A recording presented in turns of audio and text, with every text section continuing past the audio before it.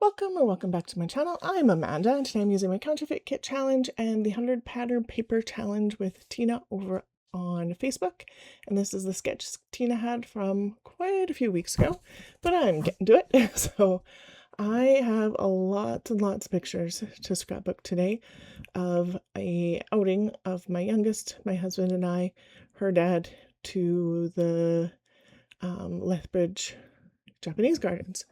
Oh, brain. And so there's 16 pictures that I actually get on this double page layout. So a little bit more than what's actually on the sketch. The sketch has lots on it anyway, and I'm going to get even more. So I'm just showing you how I'm doing the border on this. So I did the corner and lined the edge up with the paper on the inside where you see the punch, and then rotated it right away to do that part so that I could get it all the way around the paper.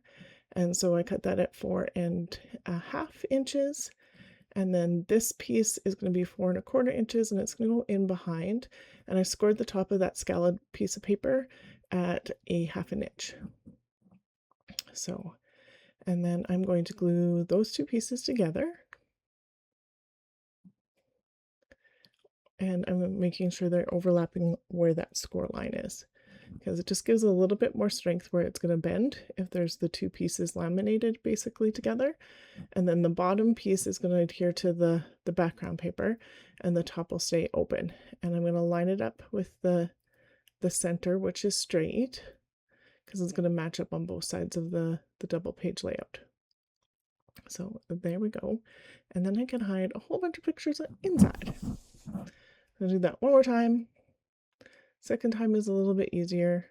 I'm going to use the first one that I used as a guideline for where I'm going to put the paper, just because I do want them to match-ish on both sides.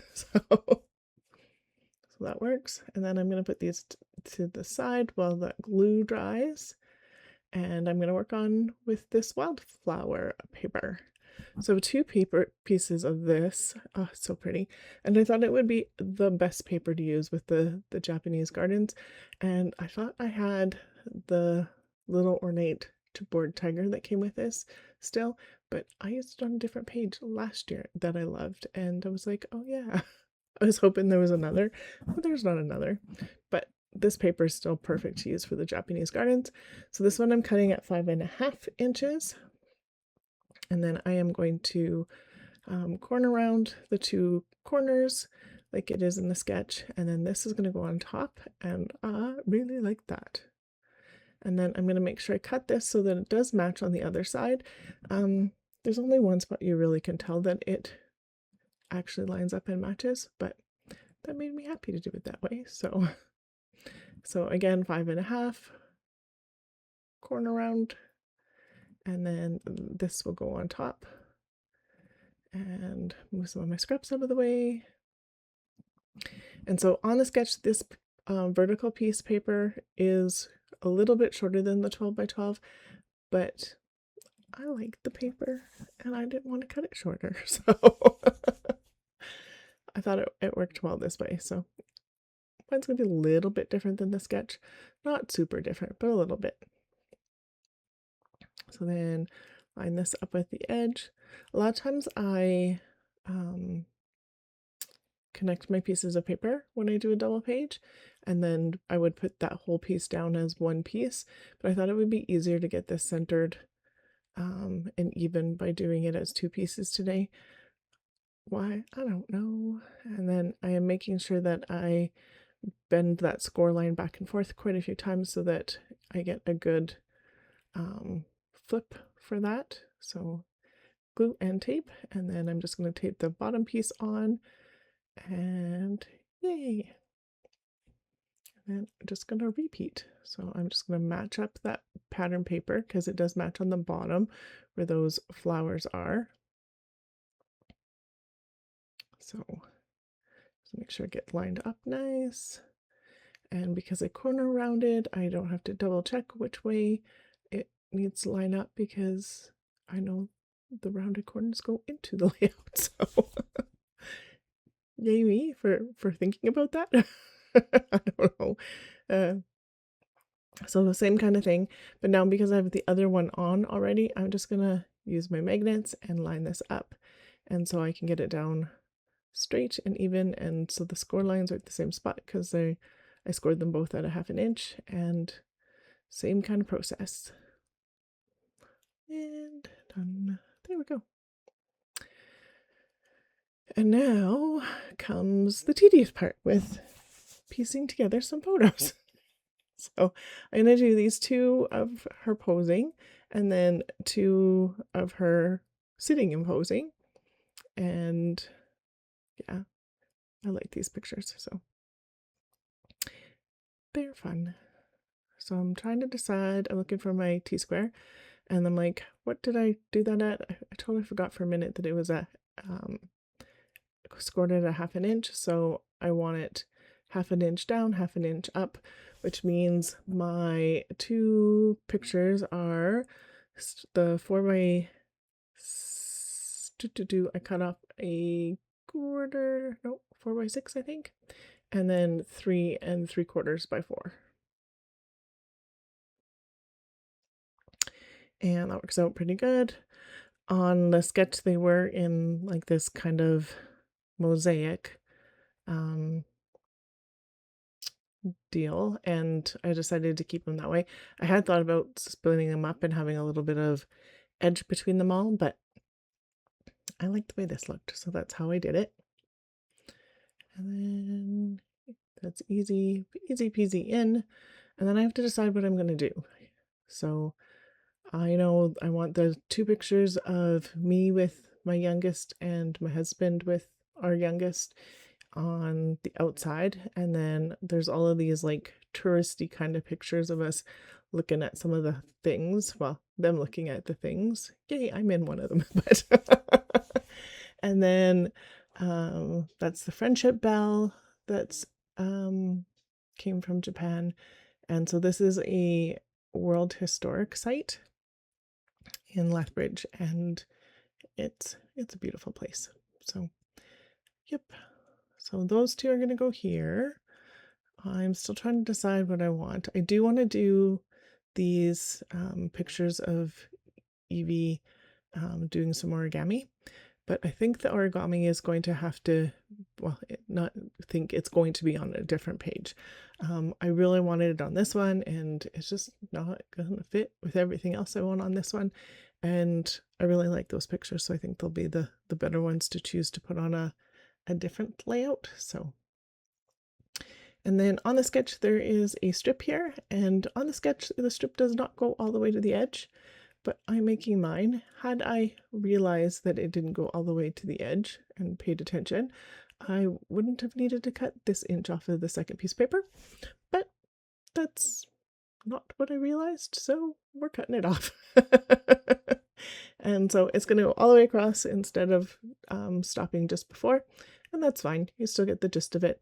I am going to cut another piece of this cream scalloped border. I do have to go punch some more of it, but that I'll do off screen for you because there was a lot of border punching on this layout. So, and magically done. And then it's going to line up underneath that pink stripe, which is the background, like the back side of the floral. So yay me, use both sides of a paper. And then I'll use this, do the same thing on the other side. So I'll get this stuck down where I want it. And that looks good. And then I'm going to line it up from the other side with the one I just did so that they are similar. The layout could have went like this too if I had flipped the double page so that the white space was in the middle like this. I would have centered my photos because that would have made more sense, and maybe scalloped that whole border and like the whole mat instead of just the outside edges, because now all of them would be outside edges, but I'm going to stick them in the middle. But that's another way to use this sketch. And so then this one is going to go here, and then this one is going to go here, and I'm going to cut it down. There's lots of photo cutting in this layout today. It was a long layout. Like, it took me over an hour to do this layout today. So not always just half-hour layouts for me. Sometimes they do take me quite a bit longer, but sometimes they're quick, sometimes they're not. But so that one I cut down to a 3x4, and then this one I'm just going to resituate so that it butts right up next to the other one. I'm going to cut a little bit off of that photo with my scissors, and now I'm going to decide what goes on the inside, because I still can't decide what I want on the outside. I do know I want the picture of the Japanese gardens from the backside looking in at the tea house visible. So I'm just trying to figure out what else I want on that side, and the rest of this needs to go in. So there's the friendship bell, and they have this big pole where you can ring the bell. So that's fun.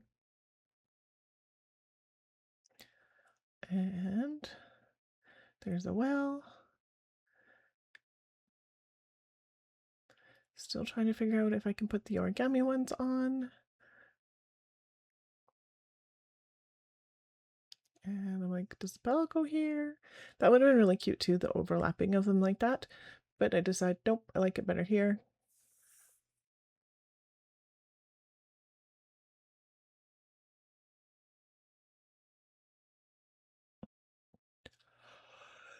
I just get those on, and then, oh, excuse me.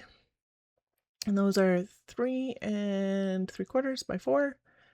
And this is going to be 3 3/4 by 4, I think. I think it was 4. Might have been 4.5, but something that fit. It looks probably like 4.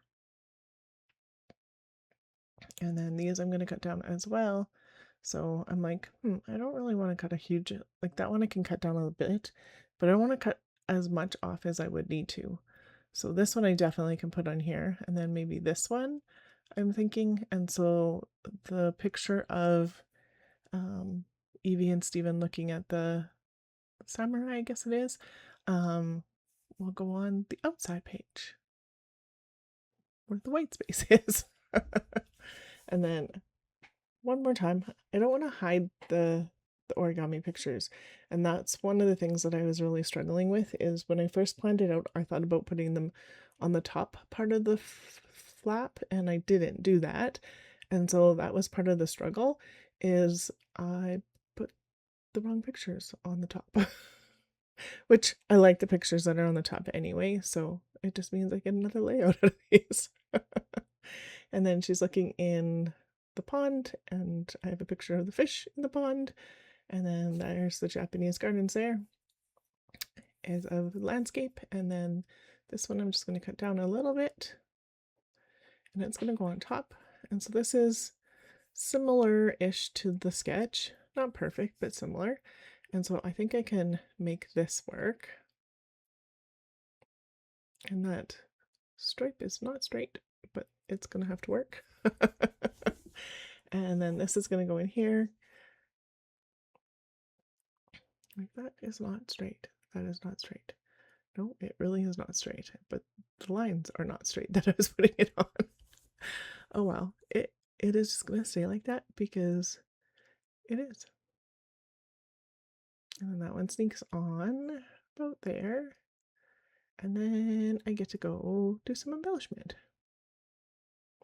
Yay, pictures are done. That was like a lot to get the pictures on. And then, because there's a lot on this page, it doesn't actually need much for embellishment. So I'm going to dig into my stash and bring out what I have left of the wildflower collection, because this is literally all I've got. So I'm going to use that big rose because I thought it was pretty. I'm going to use the inside of this frame that says best day, and it's going to go there. I'm going to use the moths that are on here because they're ornate and cute, and I think they work. And then I'm going to pull some out of the little bit of ephemera I have left. So that one's going to get blue flowers right there just to tie a little bit of the blue in. I'm going to use those other flowers that have the blue and the yellowy mustard color from the background paper, and I'm going to play around with placement a little bit. It's like there maybe, no, there maybe, no, that would have been okay. I am not going to put a big title on here because I already have one that has a big title on it, and I didn't feel like I needed it. So that's going to go in that top corner and fill up some of that space where the title is supposed to go. Then that other pink one's going to stay where it is. And I'm going to put the blue one up where the two pictures meet here. I'm going to stick some fun foam underneath the wing of that one not chipboard moth or butterfly. I think they're moths, so. And then I'm like, now what? I am going to do some splatter. So I pulled out weathered wood. The glitter looks like it could be a little bit more blue, but it always surprises me because it's definitely gray. And I wanted a little bit more blue, but it's on there now. And so I decided to add some gold as well. And I'm going to put a little bit down here in the gold. And then in a second, I'll add a little bit more of the gray at the top, or at the bottom there. Now I'm doing the top. That's what I was thinking of saying and not saying. Thinking in words and yeah. And so a little, and then that little reach over was me putting it on the other one, and then just to tidy up, quick little, and then here we go for some close-ups. So I will have Tina's Facebook group linked below. The 100 pattern paper challenge is literally using 100 pattern papers this year out of your stash. So I know for all the layouts I've done so far this year, I've already done 100 pieces of paper. So I'm not really counting them anymore, but playing along with the challenges. But one whole piece of paper used up on this one. So for pattern paper and a little bit. So it would count as one. And there's my close-ups. I do some close-ups of the flaps so you can see a little bit better. On the camera it's kind of hard to see, so, but super cute. Makes me happy. And middle. And then just a close-up. And then all of it all together. And awesome. Thank you so much for being here today. If you're new to my channel, I would love it if you subscribed. Please like and comment. It really does make my day. And thank you once again. And make sure you check out both Facebook groups. I'll have them linked below. Thanks again. Have a great day.